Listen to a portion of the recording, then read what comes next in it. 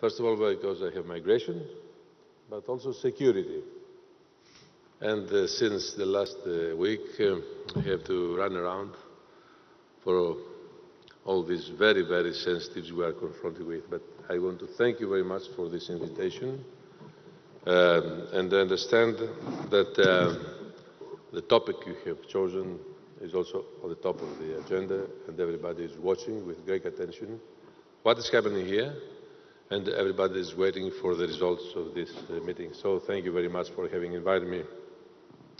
Well, you know that, as I said before, migration is at the heart, I would say, of the concerns of many, if not of all European citizens.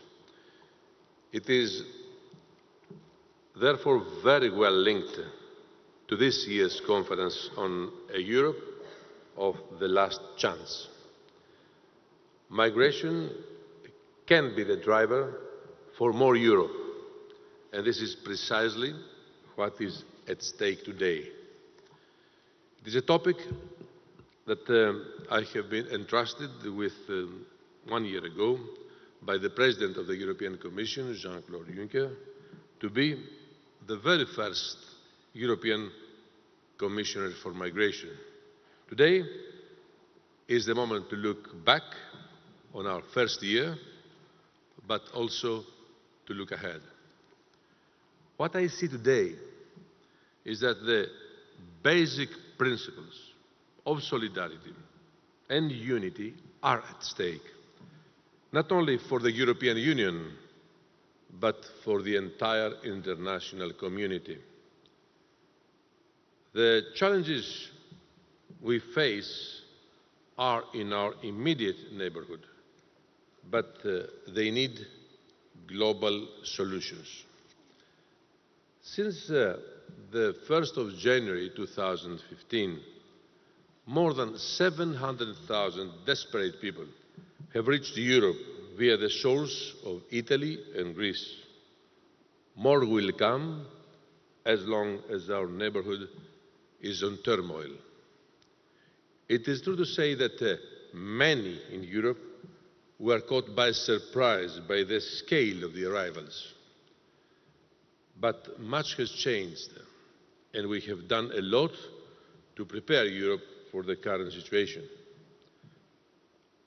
For the first time in the history of the European migration policy, we have agreed to share 160,000 people in need of protection arriving in Greece and Italy across other member states.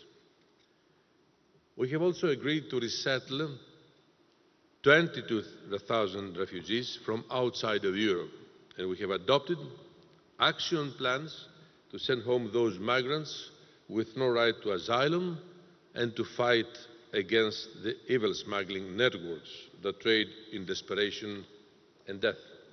Right now, we are preparing proposals to improve and increase the shared management of our external European borders, as well as to improve legal migration channels and immigrants' integration. In parallel, we are creating new synergies of collaboration with key third countries in the Western Balkans, with Turkey and with Africa to tackle the root causes and manage flows better. It has become clearer than ever that no country or even continent can address this issue alone. We need global resettlements and a global response to the root causes. For the first time since the Second World War, global powers must come together to find common answers to an era of forced displacement. Not only do we need greater commitments, we also need countries to keep their promises and deliver what they signed up to. We may have an agreement to relocate, as I said before, 160,000 people in urgent need of protection across the European Union, but we have not even actually relocated 1% of the total so far. Countries need to stop playing the you move, I move games, or the chicken or the egg game. There is no first or second, no either or. There is only us and together here. We can only move ahead and truly address the ongoing refugee crisis if everyone takes up their responsibilities.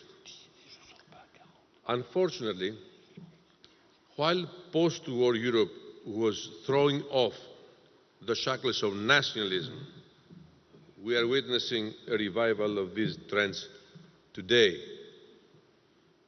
Maybe because people do not read history.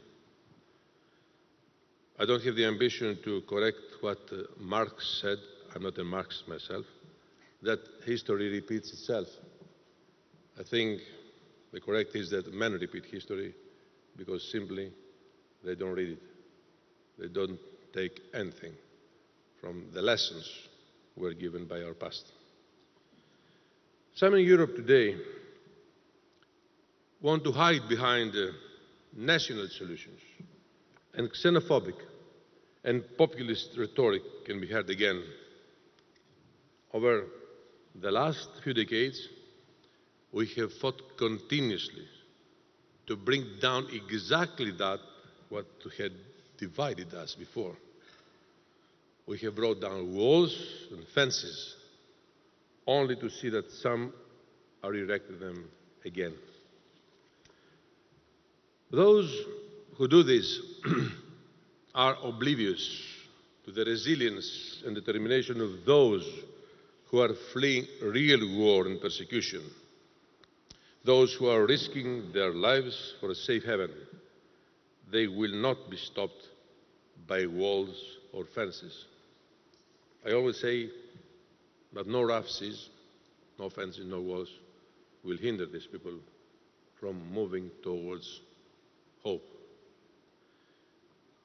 And they should not be stopped by them. These are not our enemies. And as I had said from the very beginning of my assignment as Commissioner, we are not going to permit a fortress Europe. These are human beings that need our protection and that we have a moral but also a legal obligation to provide. I still remember as a young student traveling around Europe that I needed my passport everywhere. The queuing, the collection of stamps, the administrative burdens of crossing borders within Europe.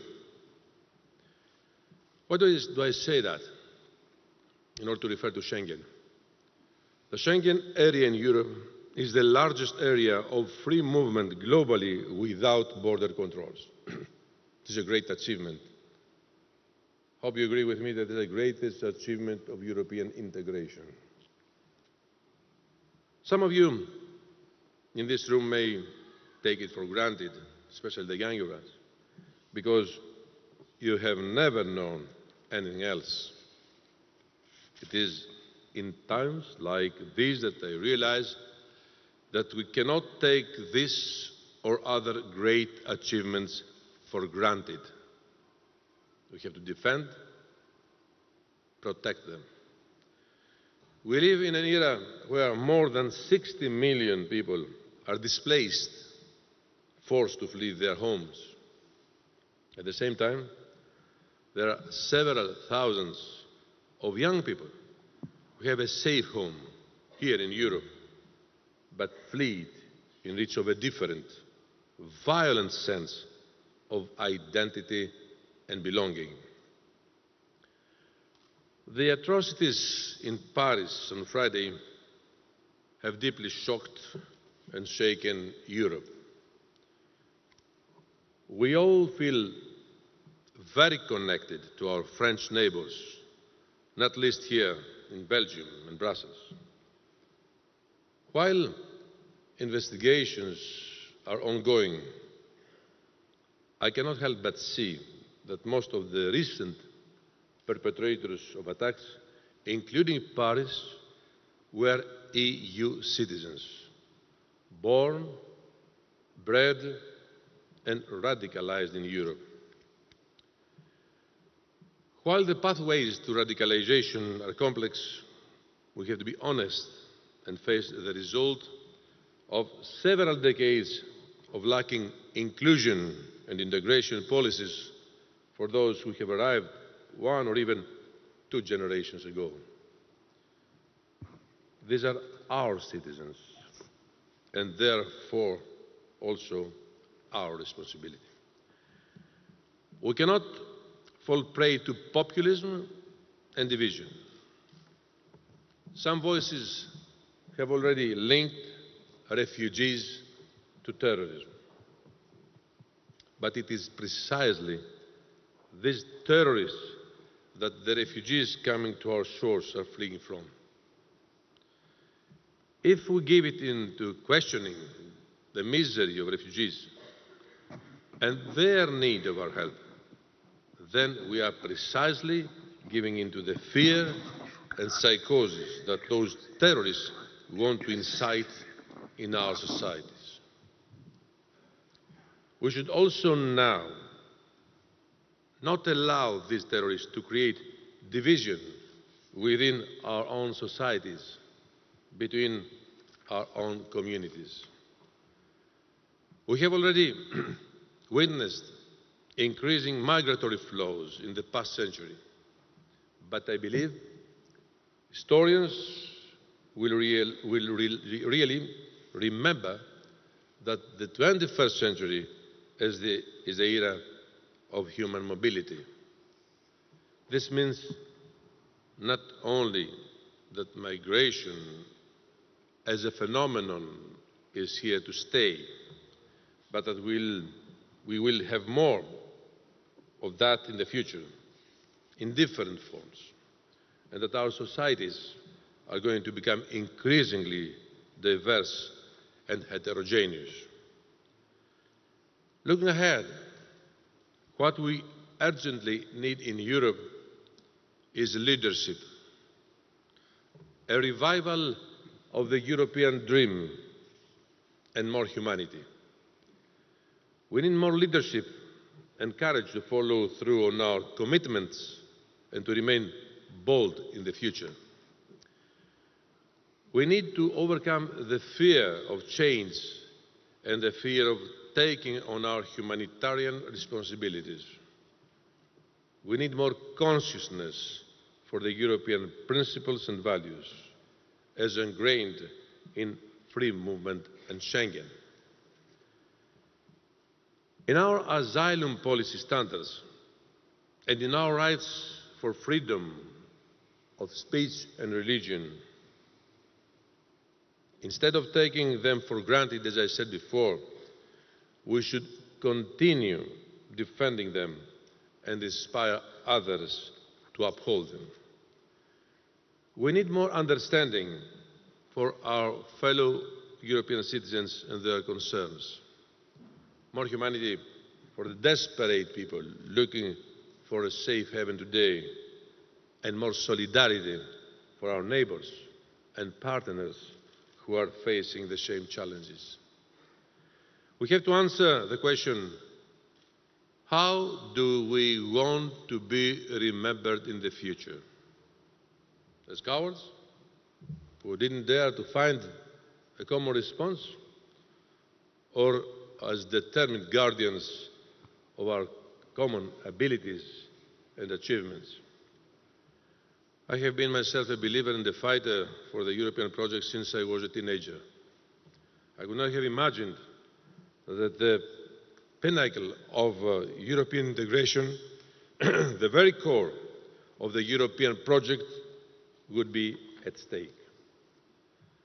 If we close our borders, if we persecute the different, if we fail to integrate the different, If we refuse our help to people who flee from war and tyranny, if we go back to the darkest periods of Europe, we forsake what it means to be truly European. We are at an historic crossroads for the future of Europe, the kind of Europe that we want to live in. The real question, dear friends, is not about an open or closed Europe. It is not even about more or less Europe. In essence, it is about a united or divided Europe. We cannot afford to fail. The only answer is a European one as a true union. Thank you very much for your attention. Thank you. Thank you very much, Commissioner, for taking the time and for your strong words, both about these new walls and about inclusion. Can I ask you one question? Yes.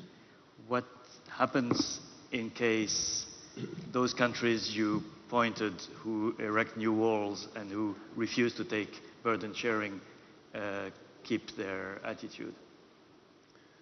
Well, I cannot answer on behalf of those countries. It's not my job. But I would address this question to their citizens. Thank you very much. Thank you very much. Thank you.